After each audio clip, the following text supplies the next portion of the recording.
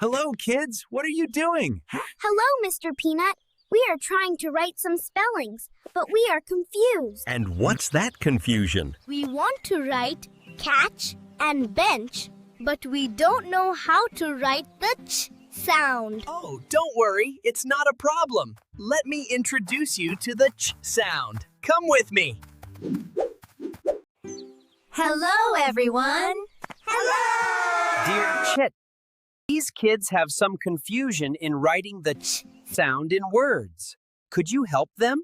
Sure, we can help them. So, dear, we are the trigraph ch. You can write us with T, C, H together. And we are the digraph ch. You can write us with only C, H together. Oh, so T, C, H together say ch, and C and H together say ch as well? But it's still confusing. When should we write T, C, H, and when C, H? That's a point. That's not a problem, too. You should write T, C, and H for the ch sound right after a short vowel.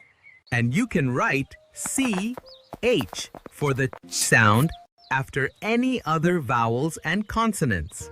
Whoa, problem is solved. Write T, C, H after the short vowels and C, H after other vowels and consonants. Right, kids? Let's get back to our boards and complete our spelling. Thank you, ch. My word is catch. It has a short vowel before ch sound, so I'll write T, C, H. My word is bench. It has a consonant before the ch sound, so I'll write C, H. And dear pals, you have to follow the same rule for the ch sound. If you want to practice more, Do the activity pages in Spelling Stories with Mr. Peanut Part 2. I'll see you soon with a new story. Bye! Still teaching spellings with the old, boring methods? Time for a change now!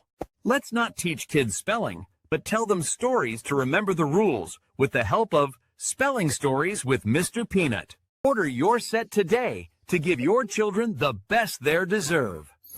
Spelling Stories with Mr. Peanut.